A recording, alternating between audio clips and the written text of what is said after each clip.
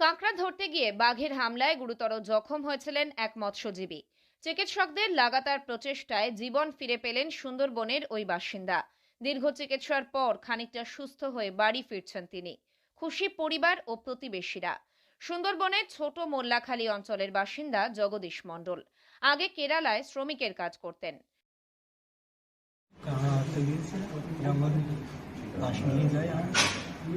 আমাদের ওই চামটার দিকে ওইদিকে নৌকায় বাঘ আমাদের অ্যাটাক করেছে। মোল্লাখালি থেকে গিয়েছিলাম হচ্ছে ওই জঙ্গল, চামটার জঙ্গল। তারপরে এই দোন ফেলতে গিয়ে সবে দোন ফেলি আর উপর থেকে ঝাঁপিয়ে পড়ে গায়ে ছিল, তারা আঁকাবি করে ছাড়িয়ে দিয়ে আসছে। এখানে ধরো 13 দিন। সম্প্রতি বাড়ি ফিরে এসে এলাকার আরো কিছু মৎস্যজীবীদের সাথে মাছ ও কাঁকড়া ধরার কাজ শুরু করেছিলেন সংসার চালানোর জন্য। জগদীশ মণ্ডল ও এলাকার আরো দুজন গিয়েছিলেন কাঁকড়া ধরতে। ছোট মোল্লাখালী থেকে চামটার জঙ্গলে গিয়েছিলেন কাঁকড়া ধরতে। আচমকা তার উপর বাঘ আক্রমণ করে।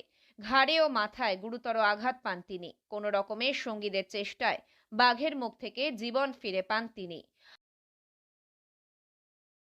হ্যাঁ, ওনাকে আমরা যখন প্রথম পাই তখন একটা এক্সটেন্সিভ ইনজুরি ছিল ডান কান, কিছুটা গালের এই অংশটা, কিছুটা কাঁধ, গলা, এই জাতীয় জায়গায় এক্সটেন্সিভ ইনজুরি ছিল, অ্যাব্রেশন ছিল, ল্যাসারেশন ছিল, এবং সেই ইনজুরিগুলোর অবস্থা খুব একটা ভালো ছিল না, আনহেলদি উন্ড ছিল, পাস ফরমেশন ছিল, ডিগ্লাভিং ইনজুরি ছিল। তো প্রথম প্রাইমারি অ্যাসেসমেন্টের পর ফর্চুনেটলি আমরা যেটা বুঝতে পারি সেটা হচ্ছে যে ভাইটাল স্ট্রাকচার, গলায় যে ভাইটাল স্ট্রাকচারগুলো আছে, শিরা, ধমনী, চোখ, লাংস, এই সমস্ত যেগুলো ভাইটাল স্ট্রাকচার, সেখানে কোনো মেজর ইনজুরি ওনার ছিল না।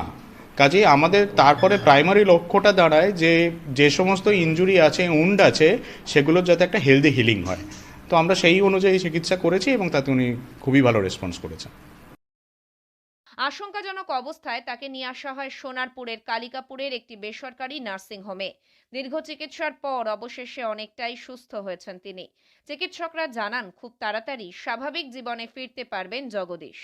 ইতিপূর্বে বাঘের হামলার যেসব ঘটনা ঘটেছে, বেশিরভাগ ক্ষেত্রেই অতিরিক্ত রক্তক্ষরণের কারণে মৃত্যু হয়েছে মৎস্যজীবীর।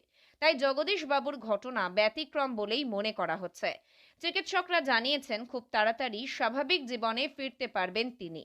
মৃত্যুর মুখ থেকে ফিরে আসা এই মৎস্যজীবী প্রতিজ্ঞা করেছেন আর কখনো প্রাণের ঝুঁকি নিয়ে জঙ্গলে মাছ বা কাঁকড়া ধরতে যাবেন না।